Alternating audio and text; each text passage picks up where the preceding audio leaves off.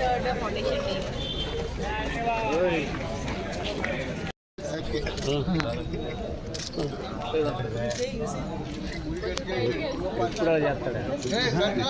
మండలం అయింది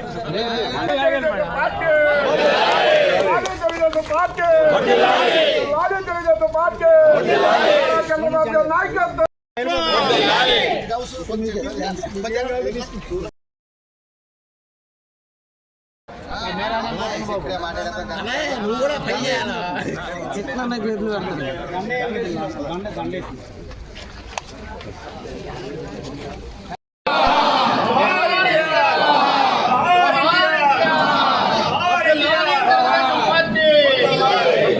తెలుగుదేశం పార్టీ జోహార్ బుచ్చన్న జోహార్ బుచ్చన్న అడేటి నాయకత్వం అడేటి నాయకత్వం.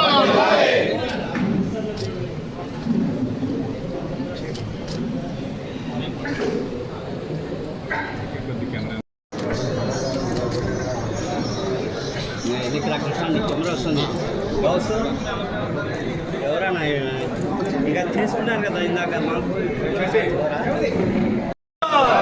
జోహార్ ఇండియా, వర్ధిల్లాలి తెలుగుదేశం పార్టీ, వర్ధిల్లాలి నారా చంద్రబాబు నాయుడు గారి నాయకత్వం, వర్ధిల్లాలి నారా లోకేష్ గారి నాయకత్వం, వర్ధిల్లాలి పడేటి రెడ్డి గారి నాయకత్వం. మా నాన్న ఎన్టీఆర్ గారు పార్టీ పెట్టి 43 సంవత్సరాలు గడిచినాయి. 43 సంవత్సరాలు తెలుగుదేశం పార్టీ ఇటు ప్రాంతీయ పార్టీ అయినా కూడా మరి ప్రాంతీయ పార్టీగా ఉంటూ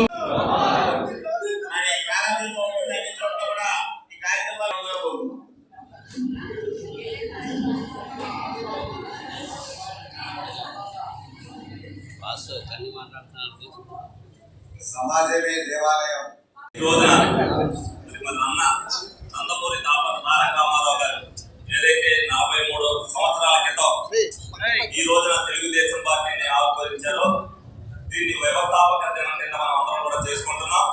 ఈ సందర్భంగా మరి తెలుగుదేశం పార్టీ నాయకులకి కార్యకర్తలకి అందరికీ కూడా శుభాకాంక్షలు తెలియపరుస్తున్నారు. ఆ రోజున మరి అన్న తండ్రి ఎన్టీ రామారావు గారు తెలుగుదేశం పార్టీ స్థాపించడం ఒక ఆంధ్రప్రదేశ్ రాష్ట్రానికి ఒక వరం.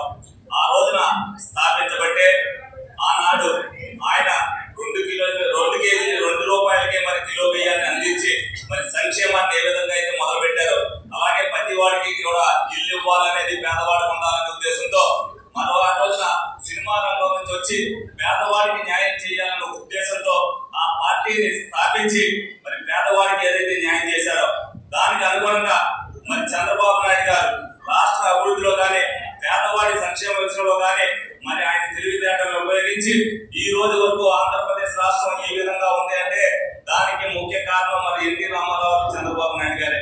మరి అలాగే చంద్రబాబు నాయుడు గారు అడుగుజాడులోనే మరి లోకేష్ గారు కూడా నడుస్తూ మరి యువకాలంతో యువతను ఉరుకుతూ మరి 2024లో మళ్ళీ ఏదైతే పార్టీని స్థాపించారో దానికి అంతకంటే మించిన ఉత్సాహంతో 2024లో తెలుగుదేశం పార్టీ మరి విజయం సాధించి మరి అందరికీ కూడా యువతకు కానీ ఏదైతే సీనియర్ తెలుగుదేశం పార్టీ నాయకులు ఉన్నారో మరి దాని యొక్క సార్థకతను అందరూ కూడా చేసుకోవడం జరిగింది, నిరూపించడం జరిగింది.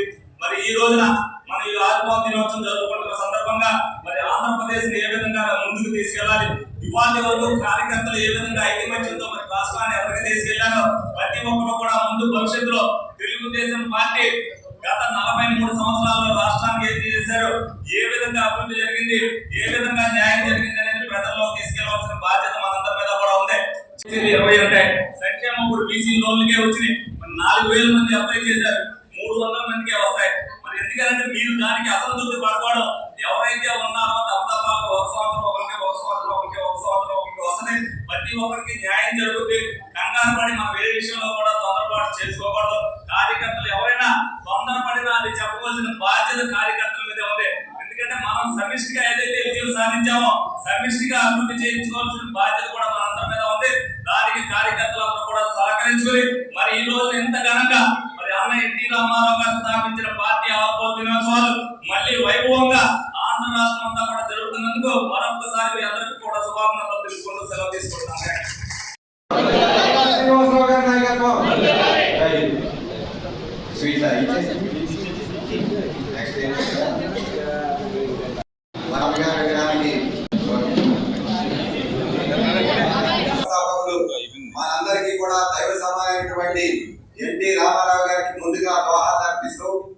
వారి యొక్క బాటలోనే మన ముఖ్యమంత్రి తెలుగుదేశం పార్టీ జాతీయ అధ్యక్షులు నారా చంద్రబాబు నాయుడు గారు.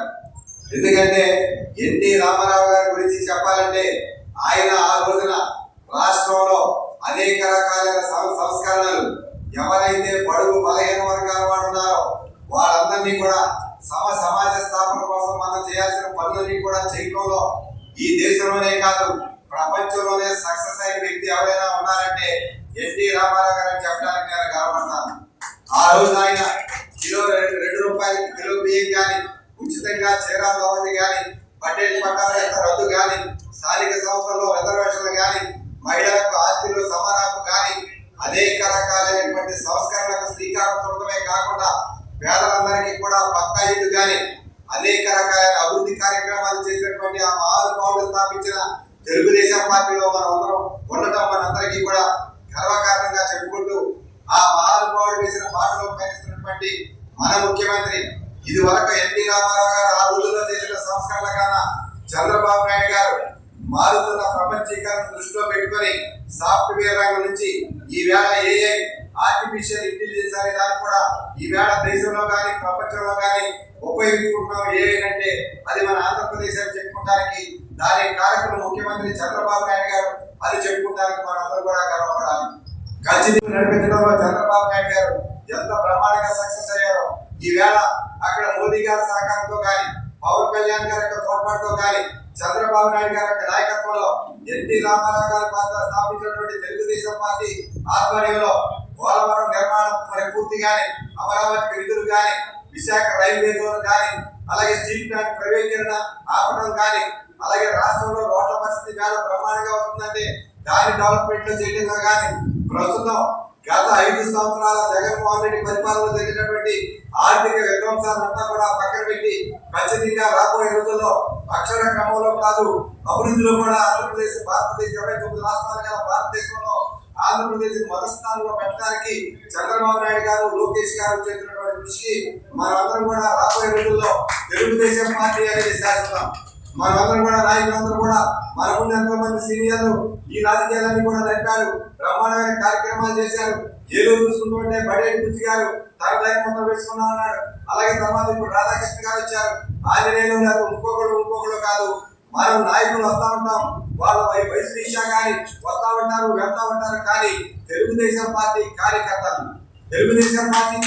మనం చెప్పడానికి ఒక ఉదాహరణ ఏంటంటే మొన్న జగన్మోహన్ రెడ్డి గారి యొక్క ప్రభుత్వ హయాంలో ఒక చంద్రయ్య అనే ఒక కార్యకర్తకు మేడంపై కత్తి పెట్టి నువ్వు తెలుగుదేశం పార్టీని విమర్శించు, మా పార్టీని సమర్థించని చెప్తే తెలుగుదేశం పార్టీ జిందాబాద్ అని చెప్పి అతను మెడ మీద కత్తి తీయకుండా అతను నరికి చంపినా సరే అతను తెలుగుదేశం అన్నాడంటే అది తెలుగుదేశం పార్టీ కార్యకర్త బలం అని చెప్పి చంద్రయ్య లాంటి కార్యకర్తలు ఈ రోజు ఉండమంటే మరి చంద్రబాబు నాయుడు గారు, లోకేష్ గారి యొక్క నాయకత్వంలో అన్న నందమూరి తారక రామారావు గారు స్థాపించిన తెలుగుదేశం పార్టీ అన్ని విధాలుగా కూడా ముందుకు వెళ్ళడంలో మనమందరం కూడా కలిసికట్టుగా పనిచేద్దామని సమాజ స్థాపన కోసం ఎన్టీ రామారావు గారు చేసినటువంటి ఆ యొక్క ఆశయాన్ని మనందరం కూడా ముందుకు వెళ్ళే దిశగా కలిసికట్టుగా పనిచేద్దామని ఇందాక మన చట్టి గారు చెప్పినట్లు, ఏలూరు ఎమ్మెల్యే గారు చెప్పినట్లు, జిల్లా పరిషత్ చైర్మన్ గారు కానీ మేయర్